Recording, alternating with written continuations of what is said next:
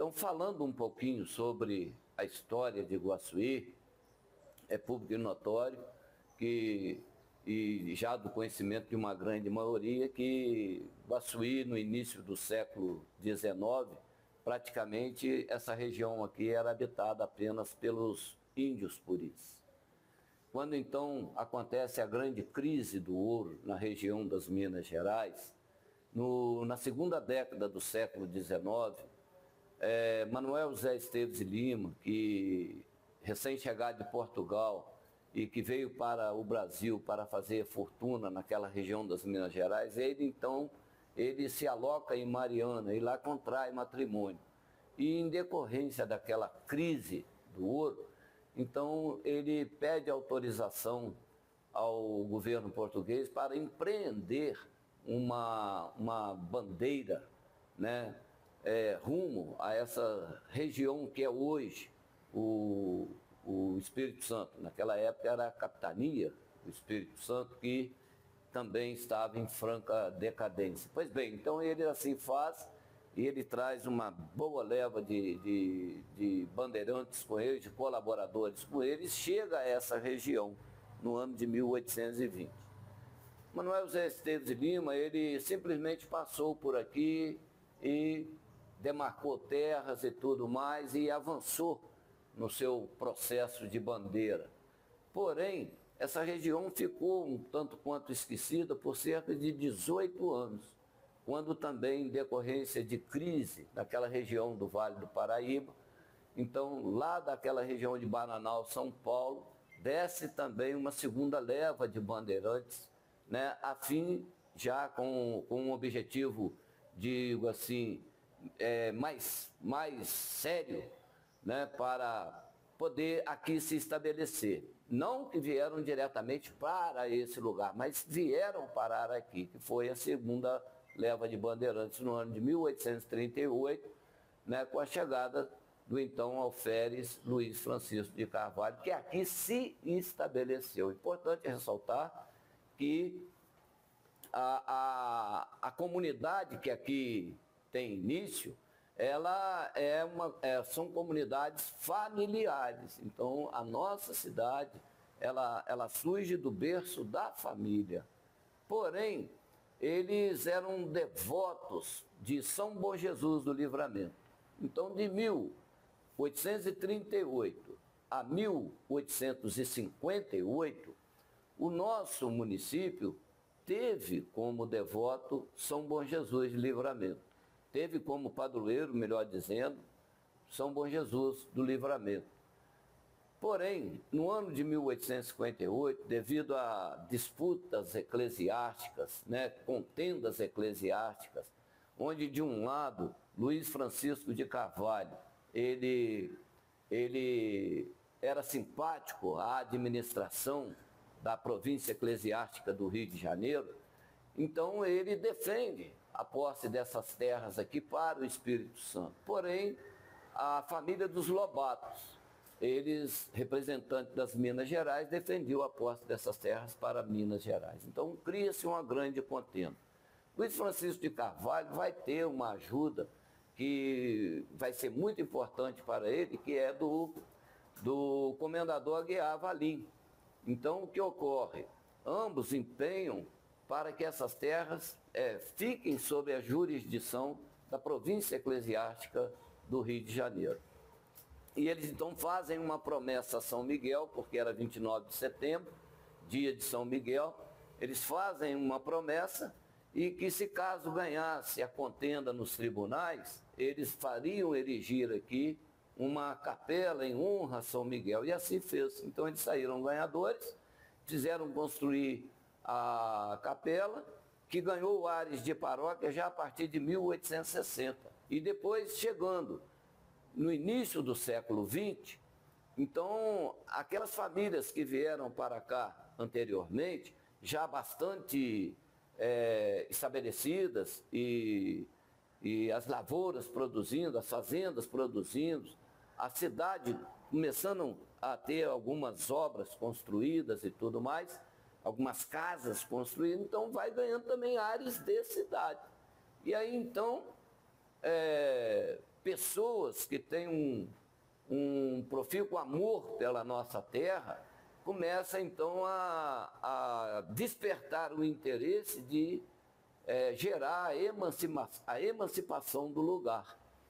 E aí então entra essa figura inusitada da Dona Zinha e também da Dona Emiliana Emery, que já no início do século, por volta de 1907, 1908, elas, aliada também a alguns fazendeiros, né, que também tinham interesse, né, que essa região aqui se desvinculasse do município de Alegre. Então eles dão início à propagação das ideias de emancipação. Fato que só vai concluir, basicamente, 20 anos depois, exatamente no ano de 1928, 25 de dezembro de 1928, então o presidente da província do Espírito Santo, o senhor Nestor Gomes, ele assina o decreto emancipando a nossa cidade, né? Aí sim, nós tomamos agora áreas de cidade, um município emancipado, com vida própria e tudo mais.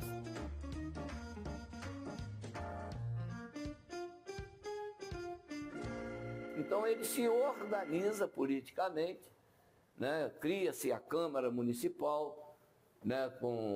E logo em seguida elege-se o prefeito municipal e empreendimentos vão sendo investidos, né? Investimentos vão sendo feitos no nosso município. E aí então vai se surgir também algumas escolas que, aliás, já tinham sido inauguradas na década anterior, né, antes mesmo da própria emancipação, como é o caso do Deocleciano de Oliveira, como é o caso do surgimento da Escola Barão de Macaúbas, que funcionava ali na Rua da Palha. Depois ela veio ocupar esse prédio velho aqui, onde funcionou a prefeitura na Avenida Espírito Santo. Ela ficou aqui até a década de 30, no governo do saudoso Manuel Alves Siqueira, no governo dele. Então, se adquire esse prédio da Escola Barão de Macaúbas, se instala aqui a Prefeitura Municipal. Na mesma década de 30, né, por iniciativa do senhor Vladimir Emery de Carvalho, né, o pai da nossa comendadora Maria Madalena Emery de Carvalho, então, por iniciativa dele, se constrói já basicamente um monumento, né, homenageando aqueles bandeirantes que haviam chegado em 1838. Já estava fazendo 100 anos de colonização no ano de 1938. Então se faz construir ali, né, ao largo da Praça da Matriz, né, que era chamada de Praça São Paulo, o monumento aos bandeirantes. Antes disso, porém, é claro que nós não podemos deixar de mencionar aqui, né, em 1918, a chegada do padre Miguel de Santos, que vai desmanchar a Capela Velha e vai fazer construir uma matriz nova, que é a matriz de São Miguel Arcanjo, que vai ser inaugurada não em setembro de 1928, mas em setembro de 1929. Em 1928 ela já estava pronta para ser inaugurada, mas lamentavelmente o bispo da época, que era da província eclesiástica de Vitória, não pôde vir por problema de saúde, então transferiu-se a inauguração para o ano seguinte. E Padre Miguel também, ele assume a direção do Educandário São Geraldo, que, aliás, neste ano, importante ressaltar isso, em agosto agora, está fazendo 100 anos, assim como o Templo da Matriz, né, nova, também está fazendo 100 anos que foi construído. A Matriz, não confundamos o Templo da Matriz com a paróquia de São Miguel Arcanjo, é completamente diferente isso, tá bom? Pois bem, então adentra-se a década de 40.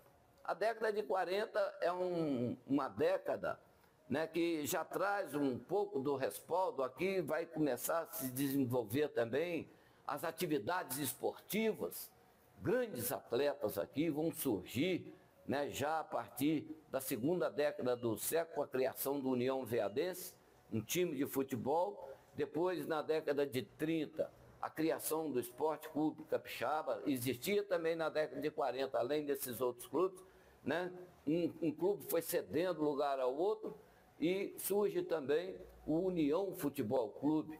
E na década de 50, que é uma década áurea para a história do nosso município, é um momento em que Guaçuí alcança basicamente o auge do seu desenvolvimento, trazendo consigo um pouco dos resquícios da década de 40, onde já existia, onde já tinha sido criado o campo de aviação, ou seja, o nosso aeroporto da época.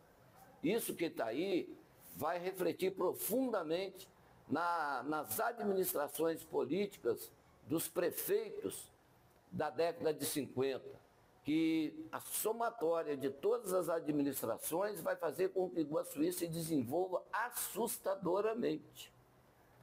A década de 50 digamos assim, é o ponto áureo, é o auge do desenvolvimento da nossa cidade em todos os aspectos, políticos, sociais, econômicos, culturais, né, esportivos, de relacionamento com outros estados e tudo mais. Né? Já visto que Guaçuí tinha uma representatividade muito grande.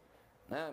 Grandes nomes passaram na administração pública, como é o caso do Dr. José Henrique Cortá, como é o caso de Jaume Sá Oliveira, né? Como é o caso do Paixão, que foi eleito no final da década. Enfim, né? A somatória dessas administrações contribuíram imensamente, né, para o desenvolvimento. Mas aí você poderia me perguntar, mas o que aconteceu na década de 50? Nós já trazíamos conosco, da década de 40, um aeroporto. Nós tínhamos uma produção cafeeira invejável. Para você ter uma ideia, no ano de 1951, só a fazenda do Castelo tinha 1.500.000 pés de café plantado. Era uma fazenda completamente autônoma, ela tinha de tudo, ela produzia de tudo. Então nós temos lá no início da década a administração do Dr. José Henrique Cortá. Na sua administração vai se inaugurar a Santa Casa de Misericórdia, vai se inaugurar o tiro de guerra, vai se construir o matadouro municipal, vai se construir a ponte que liga Guaçuí a Santiago, porque ainda não existia uma ponte que oferecesse segurança para esse contato, para a travessia de veículos e tudo mais. O doutor Zé Henrique Cortá vai abrir aquela estrada que liga o município de Guaçuí a Santa Rita do Prata, né? Ela é aberta com um trator, né? Lamentavelmente não temos aquela rodovia ali com o seu nome, porque foi ele que abriu na sua administração. E assim, então, né, incentivos são dados para o esporte. Um grande clube municipal, um grande clube de time de futebol, melhor dizendo, surge aqui naquela época, é o Esporte Clube Capixaba. Já o aeroporto, que trazia para cá grandes compradores de café e que levava para o Rio de Janeiro também grandes viajantes, caixeiros viajantes que levavam também daqui produtos da nossa economia para que fosse vendido fora, divulgados fora do município. Então isso fez com que houvesse no nosso município voos semanais, 2 voos semanais para o Rio de Janeiro. 2 voos de ida, 2 voos de volta. Então, isso que está aí criou uma inter-relação fantástica com outros estados, sobretudo com o Rio de Janeiro, o que favoreceu também o desenvolvimento do esporte, não é mesmo? Então, para cá, naquela década, né, no auge do Esporte Clube Capixaba, que, aliás, teve grandes craques, né? Eu poderia citar aqui alguns, o Itamar Caixote, Jodeli, o Bruno Dentista, o Armínio Túlio, né, Sarará e tantos outros, não é mesmo? Que tinham condições físicas para disputar campeonatos em qualquer clube brasileiro. Assim, então, essa equipe que era também financiada, né, largamente pelos produtores de café, pelos grandes comerciantes que tinham aqui na nossa região, Então eles tinham contato direto com times do Rio de Janeiro e para cá vinham Flamengo, Botafogo, Vasco da Gama, América Mineiro, Americano de Campos, vinha jogar aqui, disputar campeonatos e tudo mais.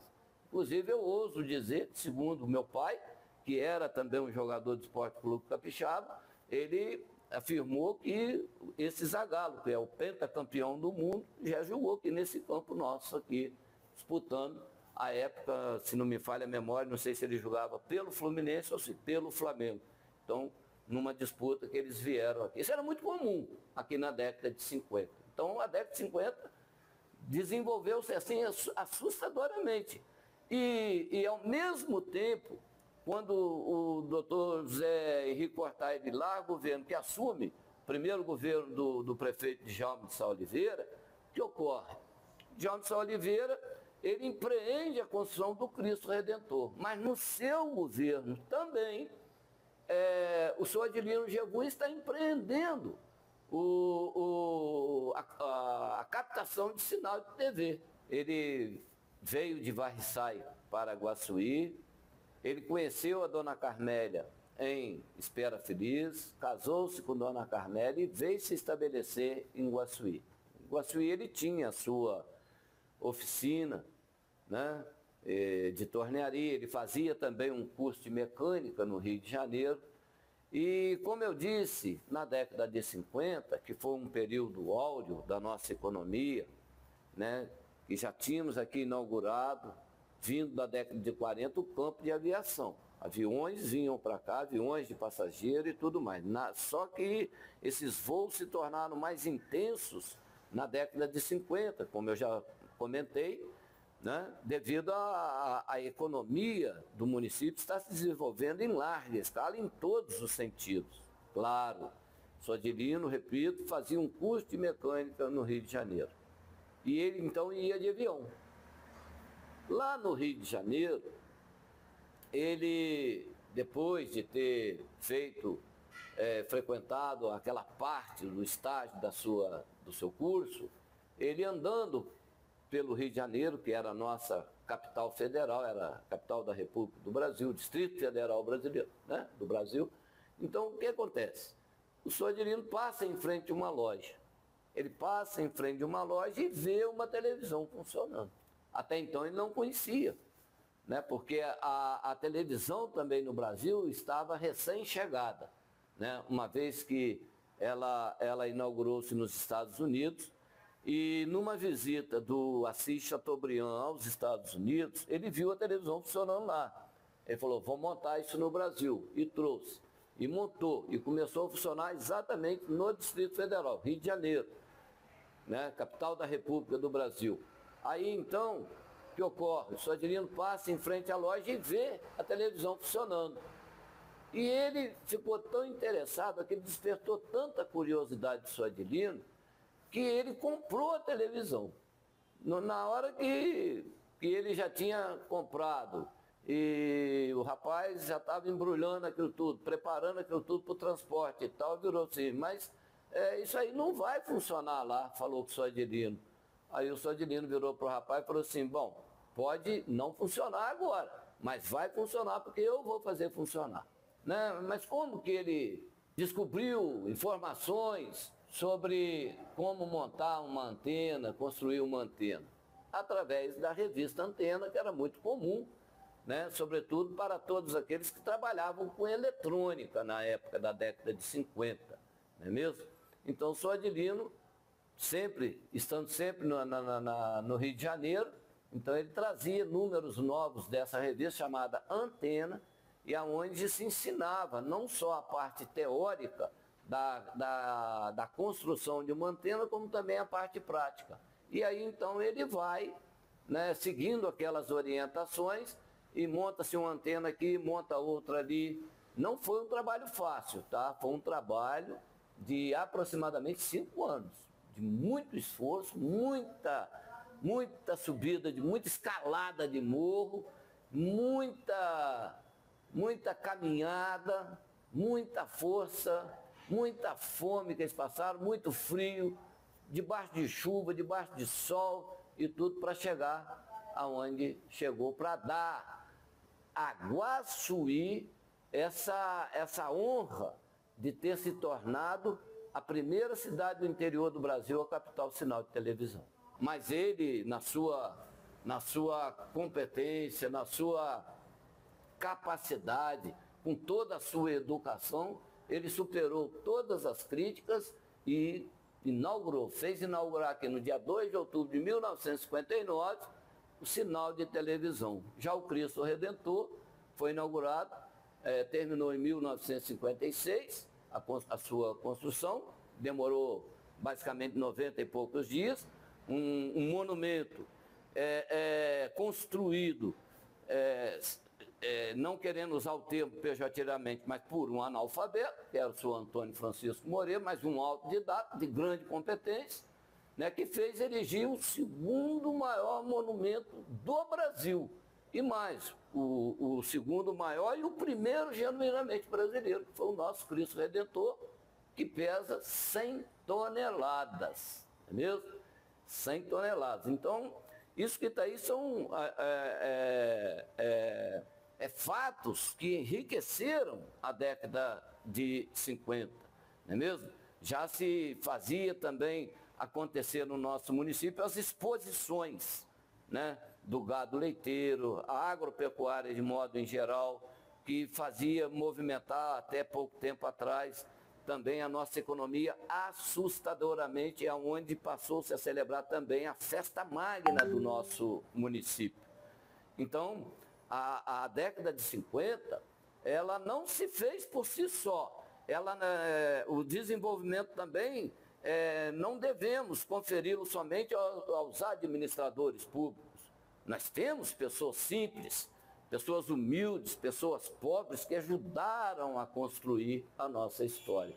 Nós podemos citar alguns nomes, né? Não querendo desmerecer os outros, que talvez a nossa memória não se lembre mais, mas é o caso aqui, que funcionava aqui atrás, aqui, o senhor Pedro Antônio, o senhor Nicanor, né? Que trabalhava para o senhor Ferraz, que aliás morava nessa casa aqui por um tempo, não é mesmo?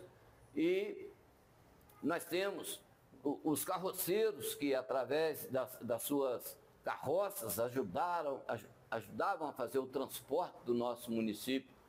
Zé Grosso, carroceiro, o senhor Zé Pedro, carroceiro, o senhor Arlindo, carroceiro, né? O próprio Sebastião Pegas, que também era carroceiro e, ao mesmo tempo, era o tomador de conta do campo de aviação. E assim tantos outros ajudaram a construir a nossa história. Se levarmos aí os profissionais da área das indústrias, das fábricas de imóveis, que também são oriundas dos anos 50, para vocês terem uma ideia, a cidade de Guaçuí exportava móveis para o Brasil inteiro, tudo fabricado aqui. Então nós tínhamos grandes fábricas de móveis aqui. Inclusive, a partir do final dos anos 60, né, já no início dos anos 70, nós tínhamos aqui também uma grande fábrica de caixa de som, que era a famosa caixa RG do nosso amigo Zé Gomes do Carmo, né? Então, uma fábrica que exportava caixas de som para o Brasil inteiro. Então, Guaçuí tem como ponto, volta aqui a carta, tem como ponto de partida o auge da sua economia, no meu ponto de vista, nos anos 50. Né? Haja vista que nós tínhamos aqui também grandes propriedades, né? Que, claro, que ao longo do tempo, desde a época da colonização, vieram se somando, vieram se organizando, vieram plantando, vieram gerando empregos, né? Chegou os italianos, que contribuíram imensamente, sobretudo para a construção da nossa ferrovia lá no início do século, que também foi uma forma de se contribuir para esse desenvolvimento futuro da nossa cidade.